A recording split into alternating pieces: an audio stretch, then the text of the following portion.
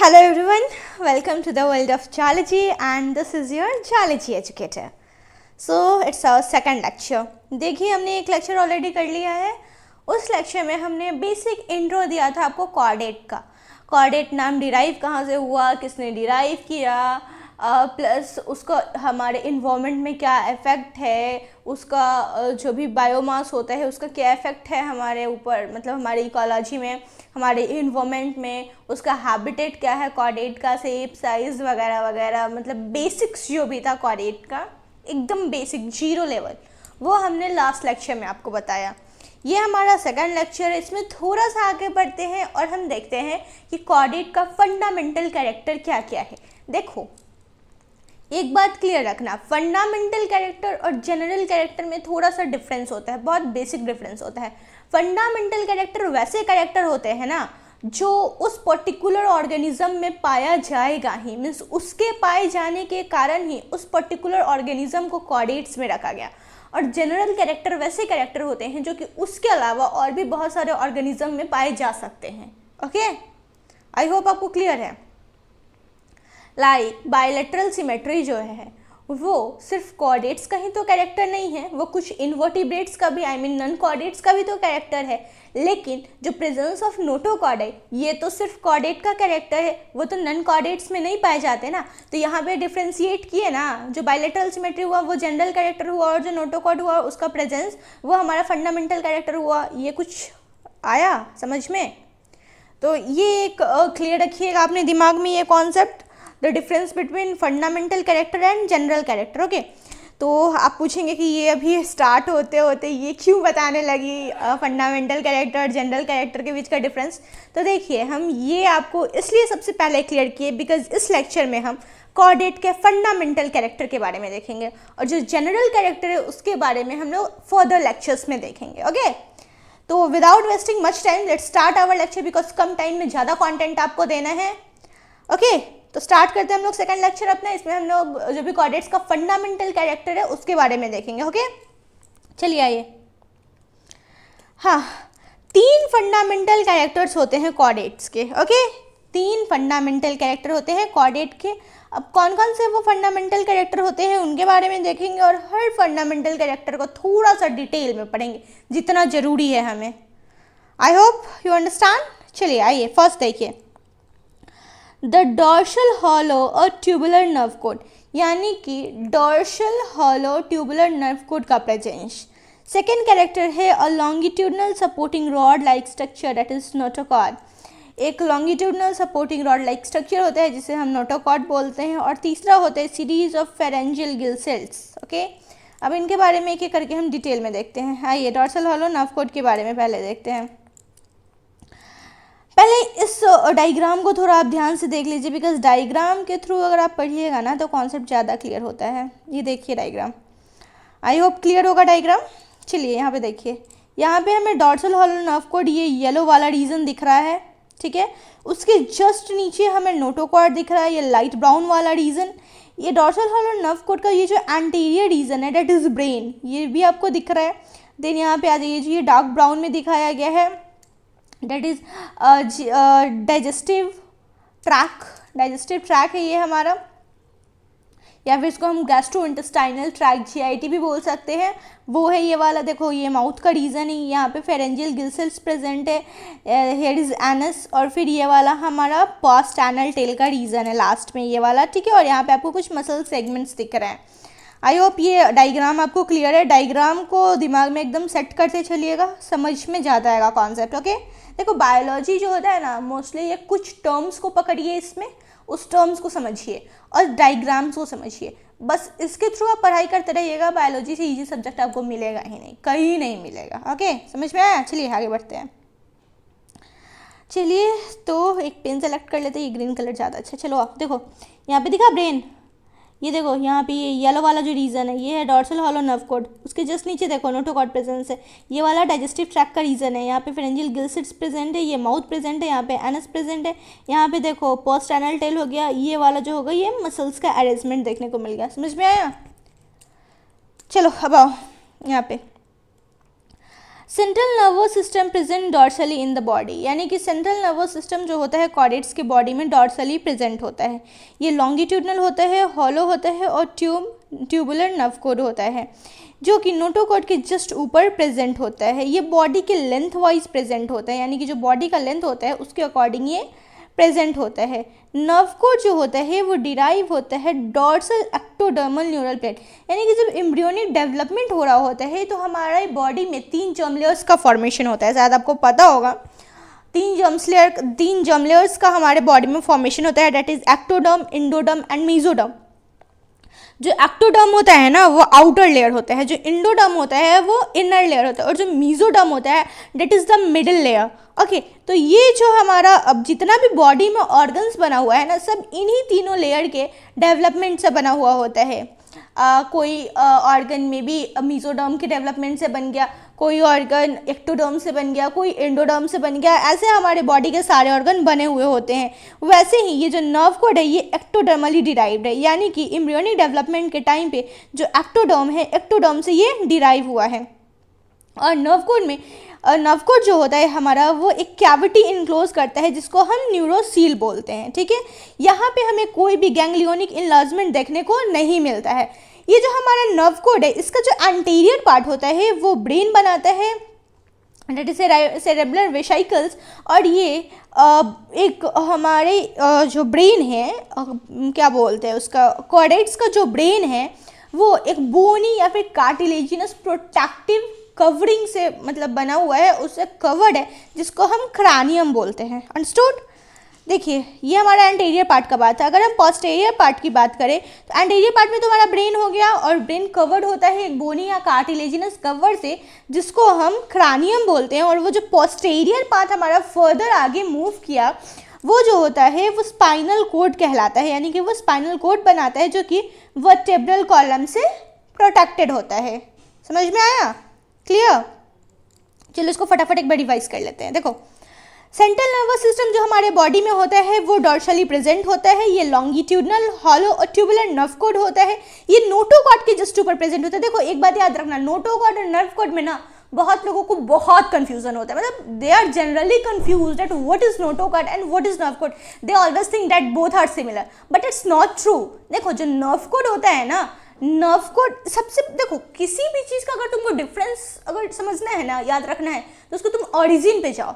Notochord और nerve code के ना ऑरिजिन में ही सबसे बड़ा डिफरेंस है। ये जो हमारा नर्व कोड है जो अभी हम पढ़ रहे हैं ये एक्टोडर्मली डिराइव्ड है। वहीं अगर हम नोटोकॉर्ड की बात करें ना तो notochord is endodermally derived. Understood?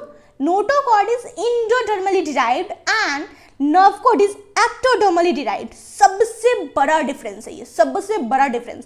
अगर ये तुम्हारे दिमाग में क्लियर है ना तो नोटोकॉर्ड नर्व कोड में कोई कंफ्यूजन होगा ही नहीं, नहीं होगा, कभी नहीं होगा। लिख के ले लो, ठीक है? चलो तो हम कहाँ थे? और एक बात है, नोटोकॉर्ड के जस्ट ऊपर नर्व कोड होता है, यानी कि नोटोकॉर्ड जो होता है वो नर्व कोड के नीचे प्रेजेंट होता है। देखो किसी भी चीज़ को ना दो पर्सपेक्टिव से देखोगे ना तो ज़्यादा अच्छे से समझ में आएगा, इसलिए हम दोनों बात बोल देते हैं। ओके, आई होप कंफ्यूजन नहीं होता होगा। चलो आगे बढ़ो। नेक्स्ट आओ, ये जो हमारा नर्व कोड है ये बॉडी के लेंथ वाइज एक्सटेंड करता है। नर्व कोड जो है वो डिराइव किस चीज़ से हुआ है? एक्टोडर्मल प्लेट, यानी कि एक्टोडर्मल न्यूरल प्लेट से डिराइव हुआ है एम्ब्रियोनिक डेवलपमेंट के टाइम पे, और ये कैविटी को इनक्लोज करता है जिसको हम न्यूरोसील बोलते हैं। इसमें कोई भी गैंग्लियोनिक इनलार्जमेंट देखने को नहीं मिलता है। इसके एंटीरियर पार्ट की बात करें तो वो ब्रेन बनाते हैं, और ब्रेन जो होता है एक प्रोटेक्टिव कवरिंग से कवर्ड होता है जो कि बोनी भी हो सकता है और कार्टिलेजिनस भी कवरिंग हो सकता है, जिसको हम क्रानियम बोलते हैं। अगर हम पोस्टीरियर पार्ट की बात करें तो पोस्टीरियर पार्ट जो होता है वो स्पाइनल कोड बनाता है, और ये जो होता है वर्टेब्रल कॉलम से प्रोटेक्टेड होता है। समझ में आया? और ये डायग्राम आप लोग देख लीजिएगा, ये वाला डायग्राम, इससे ज़्यादा अच्छे से समझ में आ जाएगा। आई होप यहाँ तक आपको क्लियर है। आगे बढ़ा जाए, चलिए। ये हमारा कहानी रहा नर्व कोड का। अब आते हैं हम नोटोकॉर्ड पे। देखो नोटोकॉर्ड ना भाई बहुत इंपॉर्टेंट है। इनफैक्ट कॉर्डाटा का जो नाम है ना, कॉर्डाटा, वो नोटोकॉर्ड के कारण ही पड़ा है। नोटोकॉर्ड के कारण क्या हुआ है? कॉर्डेटा नेम पड़ा है। हम फर्स्ट लेक्चर में ही आपको बताएं कॉर्डेटा को दो पार्ट्स में ब्रेक कीजिए, that is chorde means string and ata means bearing. Those animal which bear string like structure or rod like structure in their body at any stage of their life, that is called chordata। और ये जो string like या rod like structure है ना, यही है हमारा notochord. समझ में आया? चलिए देखते हैं इसको। नोटोकॉर्ड का दूसरा नाम कॉर्डा डॉर्सालिस भी होता है। ओके, समझ में आया? देखिए आगे बढ़िए। Elongated rod like flexible structure. Notochord जो होता है वो इलांगेटेड रॉड लाइक एक फ्लेक्सिबल स्ट्रक्चर होता है जो कि बॉडी के लेंथ वाइज एक्सटेंड करता है। ये भी बॉडी के लेंथ वाइज एक्सटेंड करता है। ये नर्व कोड के जस्ट नीचे प्रेजेंट होता है और डाइजेस्टिव कनाल के जस्ट ऊपर प्रेजेंट होता है। इसका ऑरिजिन इंडोडर्मल होता है। देखो हम बताए थे ना, जब नर्व कोड के बारे में बता रहे थे तो नोटोकॉर्ड के बारे में बताए थे कि नर्व दोनों के ऑरिजिन में डिफरेंसेस आपको समझाए थे कि जो नर्व कोड होता है वो एक्टोडर्मली डिराइव होता है, वहीं पे अगर हम नोटोकॉर्ड की बात करें तो वो इंडोडर्मली डिराइव्ड होता है। वही बात यहाँ पे लिखा हुआ भी है। नेक्स्ट आइए, नोटोकॉर्ड में जो स्ट्रक्चर होता है that is composed of large vacuolated notochordal cell which contain gelatinous matrix and surrounded by outer fibrous and inner elastic sheath। यानी कि ये जो नोटोकॉर्ड होता है इसमें large vacuolated notochordal cells present होते हैं। इनफैक्ट उसमें जेलेटिनियस मैट्रिक्स भी प्रेजेंट होता है जिसका जो आउटर कवरिंग होता है वो फाइब्रस होता है और जो इनर कवरिंग होता है that is elastic sheath, that is of elastic sheath. यानी कि जो इनर लेयर होता है वो इलास्टिक शीथ का बना हुआ होता है और जो आउटर लेयर होता है वो फाइबरस कवरिंग होता है, आउटर फाइबरस कवरिंग होता है। ठीक है, और इसमें फील्ड क्या होता है, जो फील्ड होता है that is called gelatinous matrix. Okay, और इसमें large vacuolated notochordal cells present होते हैं। ओके, आई होप ये क्लियर है आपको। नेक्स्ट आइए, notochord is the prime diagnostic feature of Chordata. In fact from where it get its name is notochord.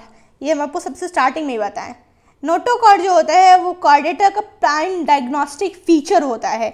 Notochord ही ऐसा चीज है जिससे कॉर्डेटा अपना नाम डिराइव किया है, नेम डिराइव किया है। Understood? Notochord serve as internal skeleton और सपोर्ट। नोटोकॉर्ड जो होता है वो इंटरनल स्केलेटन या सपोर्ट की तरह काम करता है कॉर्डेट्स के बॉडी में। समझ गए?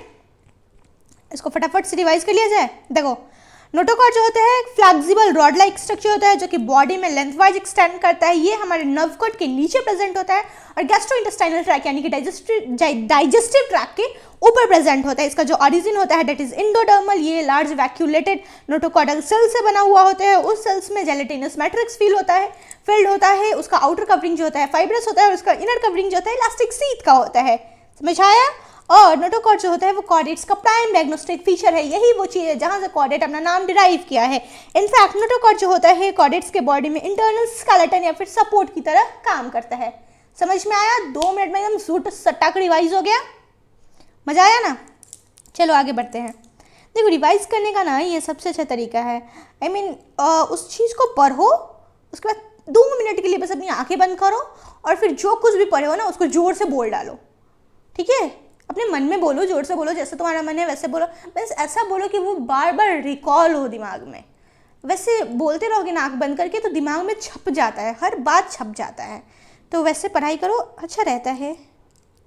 चलो नेक्स्ट आओ, कुछ पॉइंट्स टू बी नोटेड यानी कि इंपॉर्टेंट पॉइंट्स हैं हमारे। ठीक है, आओ। Notochord and nerve cord are both different things. हम आपको स्टार्टिंग में ही ये डिफरेंस क्लियर कर दिए हैं। क्लियर किए हैं ना? चलिए आगे बढ़िए। Protochordates have typical nerve code. देखो, प्रोटोकॉर्डेट्स जो होते हैं ना, इनिशियल कॉर्डेट्स, प्रिमिटिव कॉर्डेट्स, उनमें टिपिकल नर्व कोड होता है। यानी कि जब वो खुद प्रिमिटिव है तो नर्व कोड जो होगा वो भी तो प्रिमिटिव टाइप ही होगा ना। तो उनमें स्टार्टिंग वाला जो नर्व कोड का जैसे जैसे डेवलपमेंट हुआ था तो वो स्टार्टिंग प्रिमिटिव नर्व कोड, इसमें टिपिकल नर्व कोड प्रेजेंट होता है।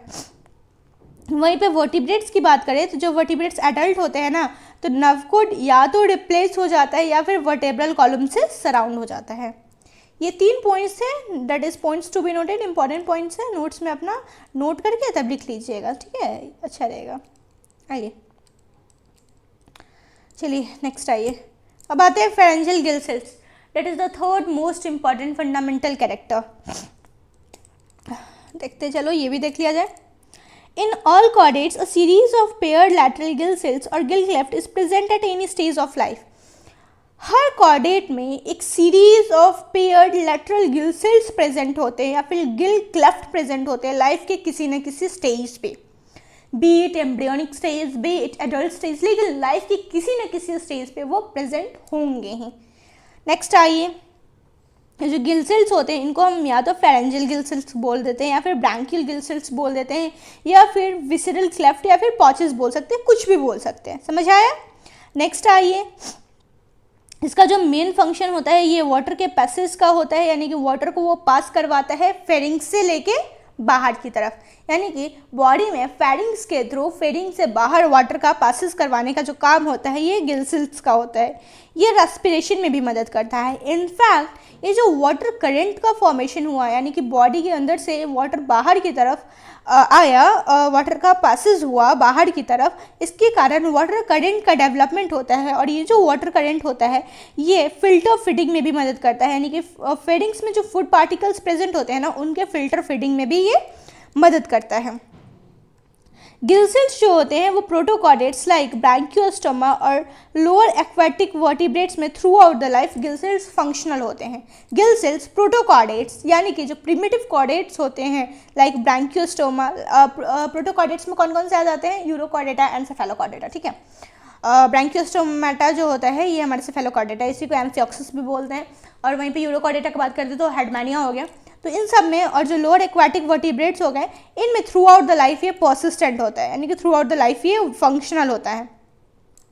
वहीं पे जब हायर एडल्ट वर्टिब्रेट की बात करते हैं तो गिल सेल्स या तो डिसअपियर हो जाता है या फिर मॉडिफाई हो जाता है। समझ आया? चलिए एक बार इसको भी रिकॉल कर लिया जाए एकदम मस्त अच्छे तरीके से। देखिए, कॉर्डेट्स में जो होता है एक pair lateral Gill cells present होता है। गिल सेल्स पेयर्ड होगा, लैटरल होगा, गिल सेल्स प्रेजेंट होता है। लाइफ के किसी न किसी स्टेज पे वो प्रेजेंट होगा, चाहे फिर वो एडल्ट स्टेज हो या फिर वो एम्ब्रियोनिक स्टेज हो, लेकिन किसी न किसी स्टेज पे वो प्रेजेंट होगा। उसकी बात करें तो गिल सेल्स को और हम क्या क्या बोल सकते हैं? उसको हम फेरेंशियल गिल सेल्स बोल सकते हैं, ब्रैंकियल गिल सेल्स बोलते हैं, विसरल क्लेफ्ट, कुछ भी बोल दो, सब बोलते हैं, ठीक है। इसका मेन काम क्या होता है? फेरिंग से बाहर की तरफ पानी का मूवमेंट करवाना। इसका हेल्प रेस्पिरेशन में भी होता है, यानी कि ये रेस्पिरेशन में भी मदद करता है ऑर्गेनिज्म के। प्लस जो वाटर करंट का फॉर्मेशन होता है वो फूड पार्टिकल जो फेरिंग्स में प्रेजेंट होते हैं उसके फिल्टर फीडिंग में भी मदद करता है। गिल सेल्स जो होते हैं वो प्रोटोकॉर्डेट्स और लोअर एक्वाटिक वर्टिब्रेट्स में throughout the life functional होते हैं। वहीं पे अगर हम हायर वर्टिब्रेट की बात करें, उनके एडल्ट स्टेज में ये जो होते हैं या तो रिप्लेस हो जाते हैं या फिर मॉडिफाई हो जाते हैं। Hope you understood? समझ में आया? चलिए अब आगे बढ़ते हैं।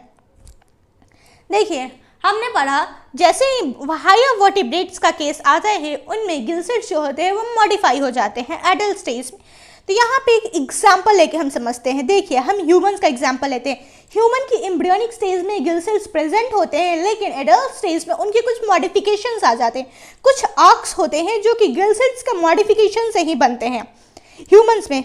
उसके बारे में थोड़ा हम समझ लेते हैं। ये डायग्राम देखिए, यहाँ पे कुछ नंबरिंग किया हुआ आपको दिख रहा होगा और कुछ बोन्स को मार्क किया हुआ आपको दिख रहा होगा। लाइक फर्स्ट में देखिए तो आपको मैलियस दिख रहा है, इनकस दिख रहा है, स्टेपीज दिख रहा है।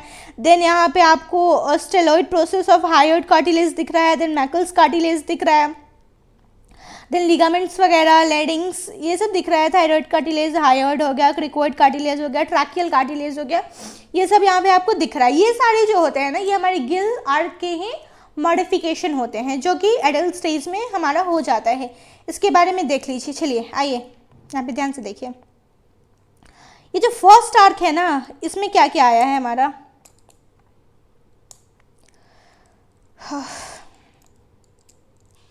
चलिए, फर्स्ट आर्क में हमारा क्या क्या आया है? Stapes, incus, malleus, Meckel's cartilage. Stapes, incus, malleus ये जो होते हैं हमारे बोन्स होते हैं, ईयर और साइकिल्स के बोन होते हैं, मिडिल ईयर में हमारे प्रेजेंट होते हैं। इनका काम होता है हमारे जो साउंड वेव्स जाते हैं अंदर उनके एम्प्लीफिकेशन में इनका मेन रोल होता है। समझ में आया? इसका काम क्या होता है? साउंड वेव्स के एम्प्लीफिकेशन में। ये बहुत छोटे छोटे बोन्स होते हैं जो कि एक चेन मैनर में अरेंज्ड होते हैं, यानी कि एक दूसरे से अरेंज्ड होते हैं वो मिडिल बोन में, मिडिल ईयर में। समझ में आया आपको? नेक्स्ट आइए मैकल्स कार्टिलेज। आप पूछेंगे मैकल्स कार्टिलेज होता क्या है? देखो, ये एक पीस ऑफ कार्टिलेज होता है जो कि मैंडिबल से जुड़ा हुआ होता है। और मैंडिबल जो होता है यानी कि जो लोअर जॉ बोन हमारा होता है वर्टिब्रेट में, वो इसी से इवॉल्व हुआ है। ठीक है, ये मैकल्स कार्टिलेज से ही हमारा जो लोअर जॉ बोन है मैंडिबल वो इवॉल्व हुआ है। समझ आया? वो हमारा मैकल्स कार्टिलेज से। तो ये फर्स्ट आर्क क्या बात हो गया। ठीक है, वहीं पे आर्क 2 की बात करें तो हायोइड आ गया एंड स्टेलॉइड प्रोसेस ऑफ हायोइड। अब आप पूछेंगे हायोइड क्या होता है, स्टेलॉइड प्रोसेस ऑफ हायोइड क्या होता है। देखो हायोइड जो होता है ना वो यू शेप्ड बोन होता है जहाँ से हमारा टंग अटैच होता है। समझ में आया, टंग हमारा अटैच होता है यहीं से, उसको हम हायोइड प्रोसेस बोलते हैं। अब आता है स्टेलॉइड प्रोसेस क्या होता है। स्टेलॉइड प्रोसेस जो होता है ना ये एक cylindrical thin needle like projection होता है जिसका लेंथ जो होता है 2 से 3 सेंटीमीटर के करीब लगभग होता है। और ये जो स्टेलॉइड प्रोसेस होता है हमारा जो टेम्पोरल बोन होता है ना उसके इंफीरियर पार्ट से ये निकला हुआ होता है। समझ आया। स्टेलॉइड प्रोसेस क्या होता है। स्टेलॉइड प्रोसेस हमारा जो टेम्पोरल बोन है, ब्रेन में जो टेम्पोरल बोन होता है ना उसके लोअर पार्ट से, इंफीरियर पार्ट से निकला हुआ ये एक बोन होता है, एक प्रोजेक्शन होता है जिसका शेप साइज क्या होता है, सिलिंड्रिकल शेप का होता है, पतला सा होता है एकदम सिलेंडर थिन, और निडल लाइक प्रोजेक्शन होता है। इसका जो लेंथ होता है वो 2 से 3 सेंटीमीटर के करीब होता है। आई होप ये क्लियर है आपको। देन लिगामेंट्स हो गया थर्ड आर्क का। देन 4th, 5th और 6th आर्क की बात कर ले तो ये हमारा thyroid cartilage, cricoid cartilage, tonsil, thymus वगैरह बनाता है। देखो थायराइड कार्टिलेज सबको जानता है, थायराइड ग्लैंड जो हुआ वो थायराइड कार्टिलेज से मिलकर बना हुआ होता है। देन क्रिकोइड कार्टिलेज आ गया। आप पूछेंगे क्रिकोइड कार्टिलेज क्या होता है। ये एक टाइप का हाइलिन कार्टिलेज ही होता है। जैसे कार्टिलेज का भी बहुत सारा फॉर्म्स होता है, कुछ इलास्टिक कार्टिलेज हो गया, कुछ हाइलिन कार्टिलेज वगैरह हो गया। तो क्रिकोइड कार्टिलेज जो होता है ना बाबू ये हाइलिन कार्टिलेज होता है जो कि ट्राकिया को घेरे हुए रहता है और मोस्टली लेरेंजियल स्केलेटन का ये बाउंड्री बनाता है। ठीक है, जो इन्फीरियर मोस्ट बाउंड्री होता है लेरेंजियल स्केलेटन का वो ये बनाता है। और ये क्या करता है, कार्टिलेज हाइलिन कार्टिलेज का होता है। क्रिकोइड कार्टिलेज जो होता है वो एक हाइलिन कार्टिलेज होता है जो कि ट्राकिया को फुल्ली इंसर्कल किए रहता है, यानी कि ट्राकिया के चारों तरफ ये प्रेजेंट होता है। होप यू अंडरस्टूड, आपको समझ में आया। ये ट्राकिया को चारों तरफ से इंसर्कल किया रहता है, फुल इंसर्कल किया रहता है ट्राकिया को। ठीक है, ये एक हाइलिन कार्टिलेज है। देन टॉन्सिल आप जानते ही हैं, ये लिम्फोइड ऑर्गन है। देन थाइमस आप जानते हैं, थाइमस एक ग्लैंड होता है जो कि चेस्ट रीजन में प्रेजेंट होता है। एडल्ट जैसे मतलब बच्चों में ये हाईली फंक्शनल होता है। थाइमोसिन हार्मोन सिक्रीट करता है जो कि हमारे बॉडी को प्रोटेक्शन प्रोवाइड करता है, एंटीबॉडीज़ वगैरह के फॉर्मेशन में ये मदद करता है। मतलब क्या हमारे बॉडी को रेजिस्टेंस प्रोवाइड करता है इन्फेक्शंस को लेके, जो भी बीमारी है इन सब को लेके। और जैसे जैसे ओल्ड एज आता है ये डिग्रेड होने लगता है, यानी कि ये जो थाइमस है ये डिग्रेड होने लगता है, इसका रिड्यूस होने लगता है साइज। थाइमोसिन हार्मोन कम निकलने लगता है, इसलिए बुढ़ापा में जो हमारा बीमारी को लेकर रेजिस्टेंस होता है एज कम्पेयर टू चाइल्ड ये कम होने लगता है। ये सब आपने 11th वगैरह में पढ़ा होगा, आई होप आपको याद होगा। देन ट्रैकियल कार्टिलेज, ट्रैकिया हमारा आप जानते ही हैं, जो ट्रैकिया है वेंट पाइप, ये जो ट्रैकियल कार्टिलेज है ये 7th आर्क है। समझ में आया। चलिए नेक्स्ट आइए। अब कुछ इंपॉर्टेंट पॉइंट्स आ गए, इनको थोड़ा देख लीजिए। चलिए फर्स्ट देखिए, all this character present in embryonic life, sorry यहाँ पे ना लाइफ होगा, लिफ्ट गलती से लिखा गया है, that is life. Embryonic life of all chordate but rarely persist in adult like branchiostomas. देखो ये सारे के सारे जो कैरेक्टर होते हैं ना ये कॉर्डेट्स के एम्ब्रियोनिक अर्ली एम्ब्रियोनिक लाइफ में प्रेजेंट होते हैं।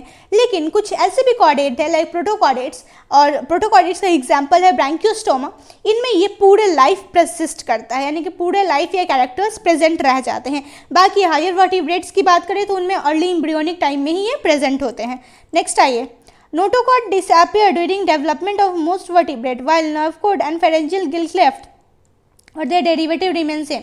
नोटोकॉर्ड जो होता है जब भी डेवलपमेंट हो रहा होता है ज़्यादातर वर्टिब्रेट्स का तो ये डिसअपियर हो जाता है। लेकिन वहीं अगर हम नर्व कॉर्ड और फेरेंजियल गिल सिल्ट्स या फिर गिल क्लेफ्ट की बात करें तो ये और उनका डेरिवेटिव जो होता है वो मोस्टली सेम रह जाता है, या तो ये प्रेजेंट रह जाएंगे नहीं तो इनका डेरिवेटिव प्रेजेंट रह जाएगा। ओके, वहीं पे बात करें, this common feature distinguish chordate from other animal and appear to reveal the common ancestry.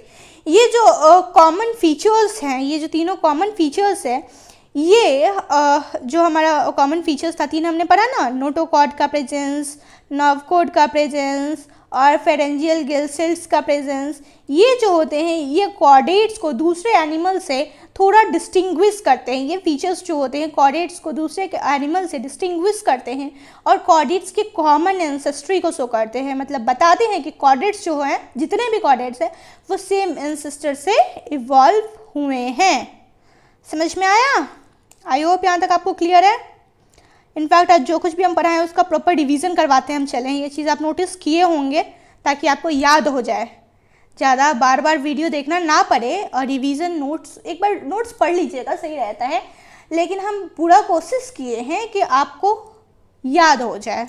Video आप देख रहे हो, मेरे साथ साथ मेरी बातों को दोहराइए, आपको एकदम डेफिनेटली याद होना ही है। ओके, चलिए तो आज के लिए इतना ही रहने देते हैं। It's the end of slide. चलो, थैंक यू सो मच। चलो रेड पेन ले लेते हैं। Thank you. आज के लिए इतना ही रहने देते हैं। आई होप आपको समझ में आया होगा।